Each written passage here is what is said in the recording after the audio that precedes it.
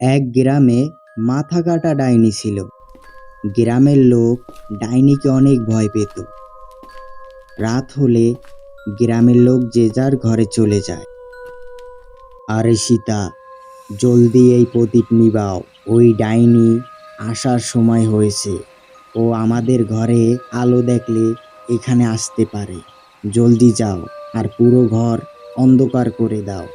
তারপর সীতা দৌড়ে আর সারা ঘরের আলো নিভিয়ে দেয়। তারপর তারা দুজনে তাদের জানালা দিয়ে চুপি চুপি ডাইনিকে দেখতে লাগলো।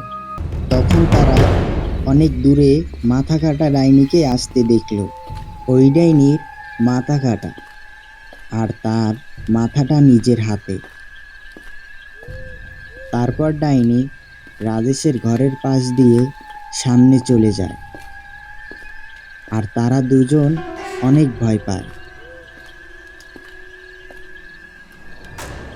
শুকরিয়া আল্লাহর কাছে, আজ তো ভালোই ভালোই বেঁচে গেলাম। তারপরের সকালে, আরে ভাই রাজেশ, কালকে তুমি মাথা কাটা ডাইনিকে দেখছো? হ্যাঁ ভাই, কালকে তো আমি ভালোই ভালোই বেঁচে গেছি। ওই ডাইনি তো আমার ঘরের সামনে দিয়ে গেছে। শুক্রিয়া আল্লাহর কাছে, ও আমাকে দেখতে পায়নি। রাজেশ, আমি একটা কথা বুঝতে পারছি না, ওই ডাইনির মাথা কাটা কেন? আরে তুমি জানো না, আমার বাবা আমাকে ওই ডাইনির ব্যাপারে বলেছিল। অনেক আগে এই ডাইনির মাথা কাটা ছিল না। এ রোজ রাতে আমাদের গ্রামে আসতো আর কাউকে না কাউকে উঠিয়ে নিয়ে যেত।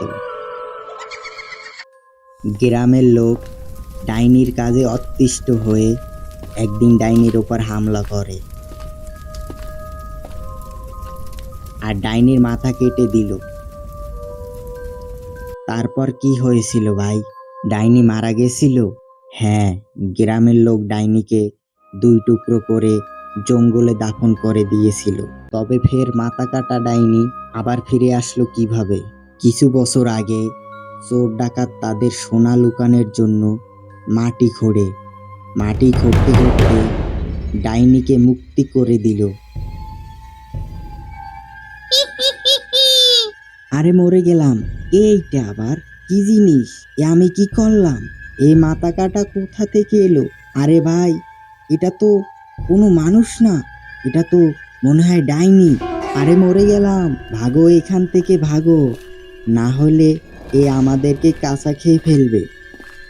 আরে ভাগো কোথায় মূর্খ, ওখানে থামো, না হয় তোমাদের রক্ত খাবো।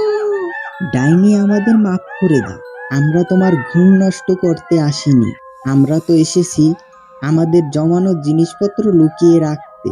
ভুলে আপনি বাহিরে চলে আসছেন, দয়া করে আমাদের যেতে দিন। আমি তোমাদের এক শর্তে যেতে দিতে পারি, তোমাদের আমার একটা কাজ করে দিতে হবে। আমরা আপনার সব শর্ত মানব, আপনি যা করতে বলবেন আমরা তাই করব, শুধু আমাদের জীবন ভিক্ষা দিন। কিছু বছর আগে গ্রামের কিছু লোক আমাকে ধোঁকা দিয়ে আমার থর থেকে মাথা আলাদা করে দিয়েছিল, আর এখানে পাশে দাফন করে দিয়েছিল। তুমি তো আমার মাথা মুক্ত করে দিয়েছো, কিন্তু ধর এখনো ওখানে দাফন করা।